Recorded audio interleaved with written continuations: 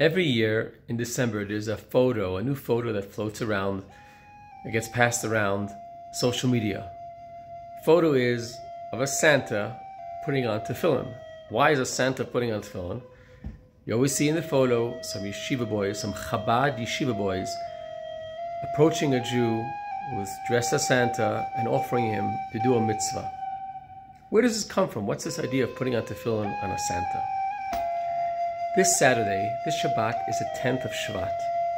The 10th of Shvat marks the day that the Lubavitcher Rebbe, Rebbe Schneerson, assumed the leadership of the Chabad movement in 1951.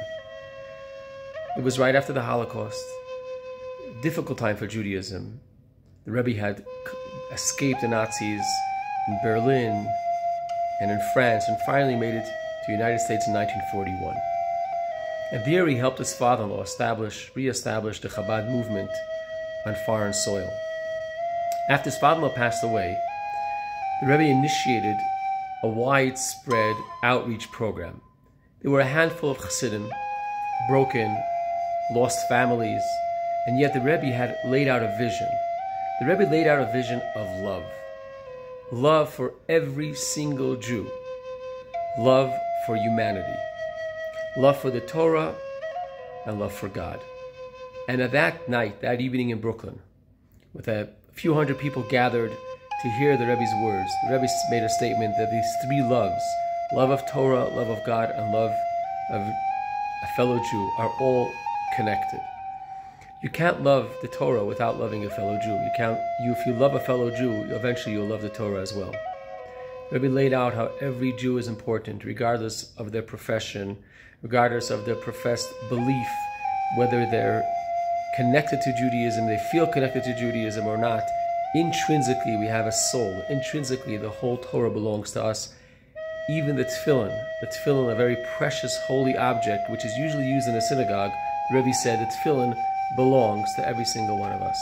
And therefore, these yeshiva boys reach out and go around asking, are you Jewish? I'm sure you've been asked when in a street corner somewhere in Manhattan, or maybe in Santa Fe, are you Jewish? And then these boys, these girls, offer you to do a mitzvah, whether to light Shabbat candles, to shake a lulav, have a matzah, and to put on tefillin as well. The Rebbe spent hours inspiring us with song, with messages of laying out the idea of how the core and essence of Judaism is one with the core and essence of every single Jew.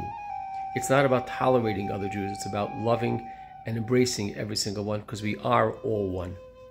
This past Sunday, we marched together for the hostages. It was 100 days since the hostages were taken in Israel into Gaza, suffering inhumane hardships, abuse, and so on.